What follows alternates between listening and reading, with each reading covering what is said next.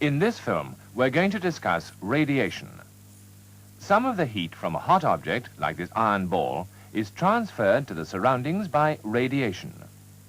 Radiation differs from conduction and convection in that no material medium is involved. Radiated heat will travel through a vacuum.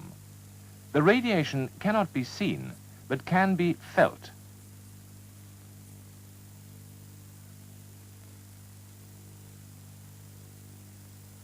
And this detector measures the radiation.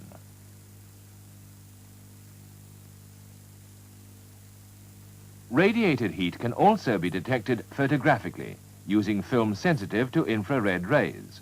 These rays are one example of a form of energy transmission called electromagnetic radiation. This was taken in darkness. The infrared radiation from the hot ball affected the film, producing this picture itself. The other examples are light rays, radio waves, X-rays, and the ultraviolet rays that produce your suntan. The only way in which these various electromagnetic rays differ from each other is in their wavelength, and this difference accounts for their very different properties. The white light produced by the sun, or other very hot bodies, is a mixture of rays of different wavelength. This can be shown by passing white light through a prism. The different wavelengths are separated, producing the familiar rainbow colors of the spectrum. Rays of short wavelength produce violet and blue colors. Longer rays produce the yellows, and longer rays still, the red. Infrared rays have a wavelength longer than the visible red rays. Their presence can be shown with this detector. As it is passed across the visible spectrum, there is a small reading on the galvanometer. But when the detector passes beyond the red end of the spectrum, the current increases even more, showing that there is much radiation at that point, the infrared. Warm bodies, like the iron ball, give off infrared rays invisible to the eye. But hot bodies, like the sun, produce both infrared and visible radiation. Light and infrared rays have many features in common. Both can be reflected and focused using appropriate mirrors. This is easily demonstrated with light. A concave mirror is put into a smoke box which has holes to let in two beams of light.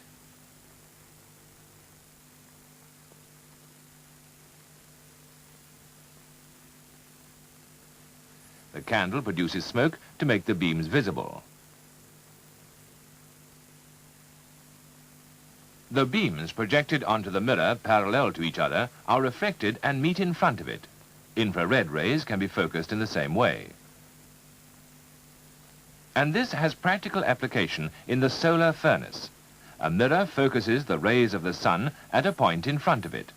The heat from the infrared rays is concentrated at this point and will soon boil a flask of water. In hot countries, solar furnaces can be used for cooking.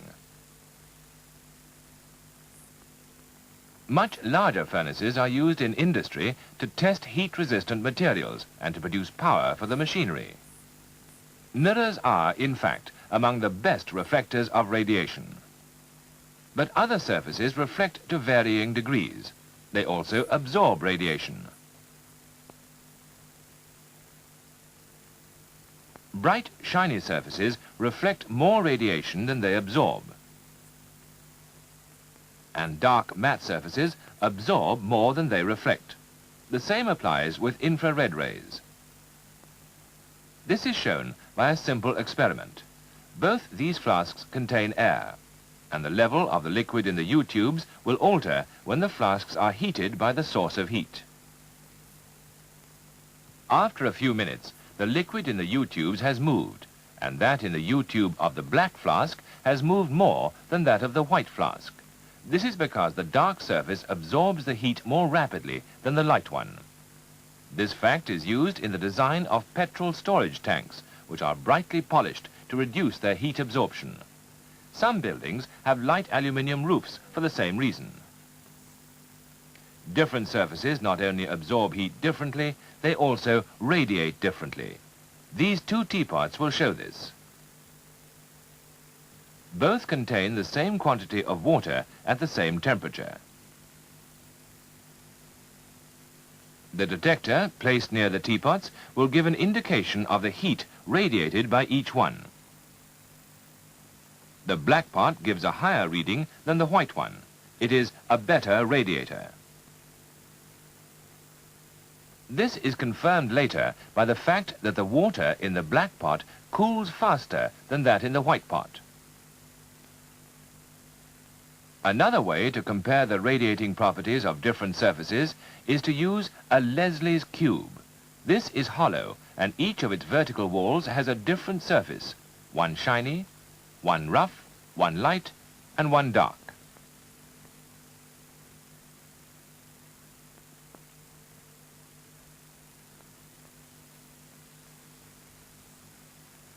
The cube is filled with hot water, and the heat radiated by each surface is measured with a detector. The dark surface gives a high reading. So does the rough surface. Both are good radiators. But the light surface gives a low reading. And the shiny surface gives a low reading. Both these are poor radiators.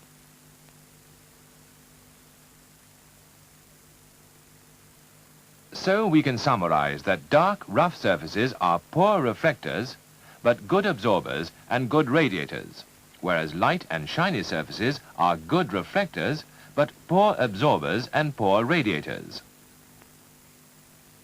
This fact is used in the design of the vacuum flask, which has silvered surfaces to reduce the amount of heat lost by radiation.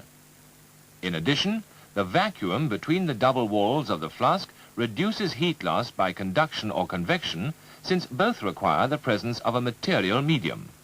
So the liquid inside the flask is very well insulated, and the flask can be used either to keep hot things hot or cold things cold. Nevertheless, all objects emit, absorb, and reflect radiated heat to some extent. The fire here radiates a considerable amount of heat to the room. The child absorbs the radiation and becomes warm.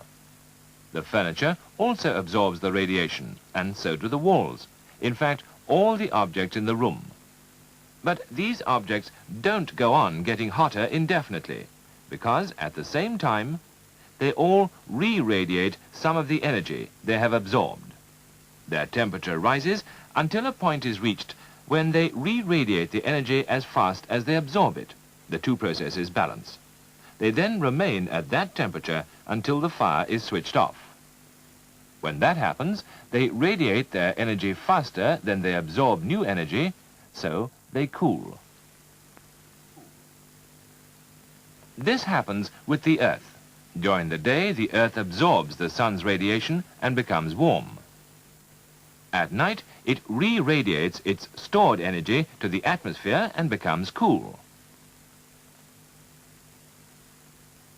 But if there is cloud overhead, some of the Earth's radiation is absorbed and some is re-radiated back to the Earth.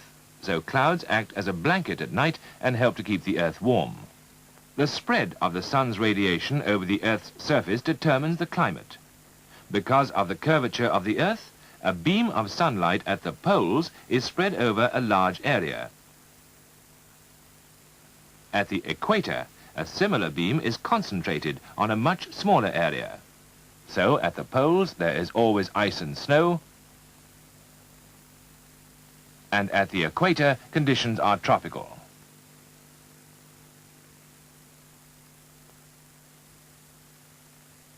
A warm body transfers some of its energy as invisible infrared rays. This is a form of electromagnetic radiation, as are light rays, radio waves, X-rays, and ultraviolet rays. The different properties of these various rays are due to their different wavelength. Infrared rays have a wavelength slightly longer than visible red rays. Like light rays, they are reflected, absorbed and radiated by different surfaces. Dark and rough surfaces are poor reflectors but good absorbers and radiators.